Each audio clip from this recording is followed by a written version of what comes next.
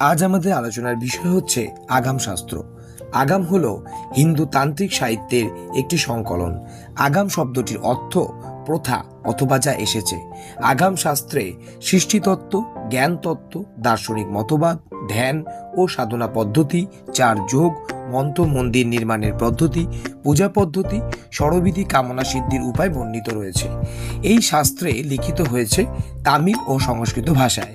আগাম শাস্ত্রের আবির্ভাব আগে দক্ষিণ ভারতে অঞ্চলে ঘটেছিল, পরে তার সংস্কৃতিকরণ ঘটে। আগাম শাস্ত্রের তিনটি প্রধান শাখা হল শৈব, বৈষ্ণব ও শাক্ত। আগাম প্রথাকে ক্ষেত্রবিশেষ তান্ত্রিক ধর্ম নামেও অভিহিত করা হয়, যদিও তন্ত্র শব্দটির দ্বারা নির্দিষ্টভাবে শাক্ত আগাম শাস্ত্রকে বোঝায়। আগাম শাস্ত্র বিশাল আয়তনের। 28টি শৈব আগাম, 77টি শাক্ত আগাম এবং 108টি বৈষ্ণব আগাম রয়েছে। এছাড়াও অসংখ্য উপ আগাম এই শাস্ত্রের অন্তর্গত। আগাম শাস্ত্রের উৎস কালপঞ্জি অস্পষ্ট। এই শাস্ত্রের মধ্যে কয়েকটি বৈদিক এবং অপরগুলি অবৈদিক। যোগ ও আত্মোপলব্ধি তত্ত্ব এই শাস্ত্রের অন্তর্গত। কোনো কোনো আগামে কুণ্ডলিনী যোগ আলোচিত হয়েছে।